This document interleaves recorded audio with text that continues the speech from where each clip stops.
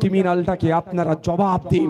আগামী 29 তারিখে খামচিহ্নে ভোট দিন এবং ওদেরকে জবাব দিয়ে দেখিয়ে দিন ভাঙড় কোনো নটোরিয়াস ক্রিমিনালের পক্ষে নয়, ভাঙড় শান্তির পক্ষে, সম্প্রীতির পক্ষে, ঐক্যের পক্ষে, ভাঙড় ডেভেলপমেন্টের পক্ষে, ভাঙড় এগিয়ে নিয়ে যাওয়ার পক্ষে। ধন্যবাদ আপনাদেরকে। আজকে আপনাদের দেখে সারা রাজ্যের মানুষ কিন্তু আমাদের দিকে নজর ঘুরাচ্ছে। কেন? যেখানেই যাই, ভাইজান এখানে প্রার্থী দেন, এখান থেকে পাস করিয়ে পাঠাবো। কাদের দেখে হচ্ছে? আপনাদের দেখে তো। এটাই তো আমাদের কাছে বড় পাওনা। বন্ধুগণ, আমি কটা বাজে বক্তব্য আর দীর্ঘায়িত করব না, 4 থেকে 5 মিনিট আমি বক্তব্য দেবো। কারো অসুবিধা হবে নাকি? 4 থেকে 5 মিনিট আমি বক্তব্য দেবো। আমাকে এত বক্তব্য দিতে লাগবে না। সারা 5 বছর কিন্তু আমি আপনাদের সাথে ছিলাম। আমি 4.5 বছর পরে এসি রুম থেকে বাইরে বার হইনি ভাই। 5 বছরই কিন্তু আমি আপনাদের সাথে ছিলাম। আর যদি মনে করেন একজন বিধায়ক আরো 5 বছর আমার সাথে থাকুক, তাহলে আগামী 29 এপ্রিল অন্য কোনো সিম্বলে হাত দেওয়ার দরকার নাই।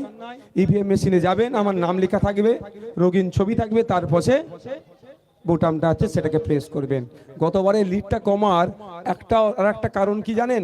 বয়স্ক বাপেদেরকে কিছু লোক ছেড়ে দিয়েছিল তৃণমূল, ছেড়ে কি বলেছিল? ভাইজানকে ভোটটা দিতে হবে, কিন্তু কেমন করে ভোটটা দিতে হয় মনে আছে? বয়স্ক বাপেরা বলছে কবে কবে ভোট দেওয়ার মনে থাকে।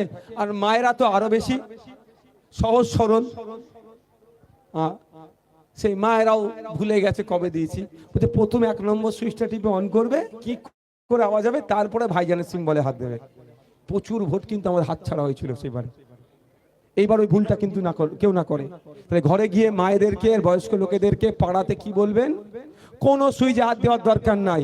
ইভিএম মেশিনের সামনে যাবে, হাত দুটো পেছন দিকে রাখবে, অন্য কোনো সুইচে হাত দিলেই কারেন্ট মারবে একদম। না, এটা আমি জাস্ট মজা করে বললাম। অন্য কোনো সুইচে হাত দেওয়ার দরকার নাই, হাত পিছন দিকে রাখবে, তো সুইচে না হাত থেকে যায়। আমার নাম লেখা থাকবে, কত নম্বর বোতাম সেটা বলে দেবো। এখন তো সিম্বল অ্যালার্টমেন্ট হয়নি, সিরিয়াল হয়নি, খামচিহ্ন আমাদের, কিন্তু কত নম্বর সিরিয়ালে আসবে এখনো হয়নি। সুতরাং সেটা বলে দেবো, ওখানে আপনারা প্রেস করবেন। ওখানে প্রেস করা মানে এইটুকু মানবেন, নওশাদকে শুধু জিতানো নয়, আগামী 5 বছর ভাঙড়ের তোলাবাজ মুক্ত সমাজটা হবে না। শুধু তাই নয়, ওখানে খামচিহ্নতে দেওয়া মানে নওশাদ সিদ্দিকী যে আওয়াজগুলো তুলেছে, আগামী দিনে সেগুলো বাস্তবায়ন হবে। আমি বিধানসভার মধ্যে গিয়ে, এখানে অনেক মায়েরা আছে, আপনারা শুনে রাখুন, আপনাদের মেয়েদের জন্য আমি কি দাবি করেছি। ভাঙড়ের মেয়েরা যথেষ্ট পড়াশোনার দিকে আগ্রহী, কিন্তু ভাঙড় 2 নম্বর ব্লকের মধ্যে পড়ছে। এটা তো ভাঙড় 2 নম্বর ব্লকে একটা গার্লস কলেজের দাবি আমি তুলেছি, এটা বিধানসভার মধ্যে আমার দাবি আছে। হয়তো আজকে হয়নি, আগামী দিনে কথা দিয়ে যাচ্ছি, গার্লস কলেজে দেখবেন উদ্বোধন হবে বা ভিত্তি প্রস্তাব হবে। হয়তো ফেতাটা নওশাদ সিদ্দিকী না কাটলেও এই কাজটা হবে। এখন চারিদিকে দেখবেন যেখানে লাইট লাগাচ্ছে, রাস্তা সারাই হচ্ছে, ব্রিজের নির্মাণ হচ্ছে, আমি জোর গলায় বলে দিয়ে যাচ্ছি, এ রেকর্ড হচ্ছে। ভাঙড়ে যদি একটা আমি দায়িত্ব নিয়ে বলছি, সমস্যা হচ্ছে ফিতে কাটার দরকার ছিল নওশাদ সিদ্দিকীর, তার পরিবর্তে ফিতেটা অন্যজন কাটছে। কিন্তু দাবিটা আমার একটু মাথায় রাখবেন, 1 নম্বর ব্লক থেকে 2 নম্বর ব্লকে যাওয়ার যে ব্রিজটা হয়েছে, দাবি আমার বিধানসভার মধ্যে। তথ্যটা কিছুটা পাবলিশড হয়েছে, তো আপনারা দেখেছিলেন তো, আমি তো আবার প্রশ্ন করেছিলাম, তো সবটাই আমার জন্য হচ্ছে। ওখানে ফিতে কাটা দরকার ছিল আমার, কিন্তু এরা বিরোধীদেরকে পাত্তা দিতে চায় না। ঠিক আছে, চলো, ভাঙড়ের মানুষ তো উপকৃত হবে। আমি এখানে ভাঙড়ে আমার এমএলএ কোটাতে যা কাজ করেছি, একটা প্রমাণ দেখাতে পারবেন না আমি নিজে ফিতে কেটেছি। অনেক জায়গায় কাটিয়ে নি ফিতে, যা কাজ হয়ে গেছে চলে যাও, আমার দায়িত্ব কাজ করে দেবার করে দিয়েছি। আর অনেক জায়গায় বয়স্ক লোক ভ্যান চালাচ্ছে, আমার সামনে দিয়ে যাচ্ছিল, দাঁড়াও, ওকে দাঁড় করে ফিতেটা কাটাতো, কারণ ওনারই তো ট্যাক্সের টাকা দিয়ে এটা হচ্ছে। আমি কি আমার থরি ঘর থেকে টাকা দিয়ে এনে দিচ্ছি? এই ব্রিজ নির্মাণ হচ্ছে কার টাকা দিয়ে? ব্রিজ নির্মাণ হচ্ছে কার টাকা থেকে? মমতা ব্যানার্জি ঘর টাকা থাকে নাকি? আপনাদেরই ট্যাক্সের টাকা থেকে হচ্ছে। তারপরেও যদি কেউ উদ্বোধন করে, তাতে আমার রাগ নাই, আমি চাই ভাঙড়ের কাজ হোক। তো বন্ধুগণ, আপনাদের বলবো একটু সজাগ সতর্ক থাকতে হবে। একটু কথা বলে শেষ করব, সেটা হচ্ছে এটাই দেখুন, লোক নাই ভাঙড়ে। আমার আগে আরাবুল ইসলাম সাহেব যেটা বললো কি, ঢাল নেই তরোয়াল নেই, নিধিরাম সর্দার গোটা কয়েক গুন্ডা মস্তানকে নিয়ে ঘুরছে, কোটা সমাজ বিরোধীকে নিয়ে ঘুরছে, যার খোঁজ নিলে দেখা যাবে বাংলাদেশের জেলেও 2-3 মাস নাকি গ্রেফতার হয়েছিল। খোঁজ নিলে দেখে নেবেন, আমি ভুল বলছি না, বাংলাদেশের জেলে নাকি গ্রেফতার হয়েছিল।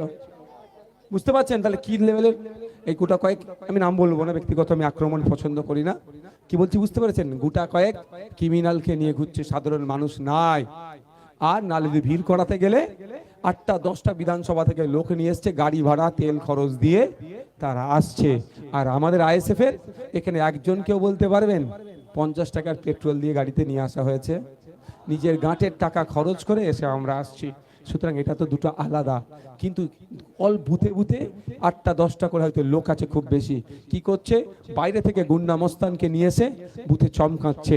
আমি দুটো ওষুধ দিয়ে যাব, আপনারা শুনবেন ওষুধ দুটো ওষুধ দিয়ে যাচ্ছি। প্রথম কথা হচ্ছে তাকে ডেকে ভালো করে বোঝান, গ্রামের মানুষ মিলে, ভাই ভোট একদিন, সারা বছর তোমাকে কিন্তু এখানে থাকতে হবে। যদি সম্পর্ক ঠিক রাখতে চাও তাহলে বাইরে থেকে গুন্ডা মস্তান নিয়ে এসে মস্তানি বন্ধ করো, কারণ গুন্ডা মস্তান তোমাকে কিন্তু সারা দিন সারা বছর তোমাকে কিন্তু পাহারা দেবে না। বুঝতে পেরেছেন? ও বুঝে যাবে যা বুঝাতে আপনি চেয়েছেন, 1 নম্বর কথা। 2 নম্বর কথা হচ্ছে গুন্ডা মস্তান এখান থেকে ঢুকছে, এই পাড়ার রাস্তা বেরোচ্ছে, যেই একটুখানি সজাগ থাকতে হবে। পারবেন তো একটু সজাগ থাকতে? একটু পাহারা দিতে পারবেন তো না? কেন তো নাকি একটু সজাগ থাকতে হবে।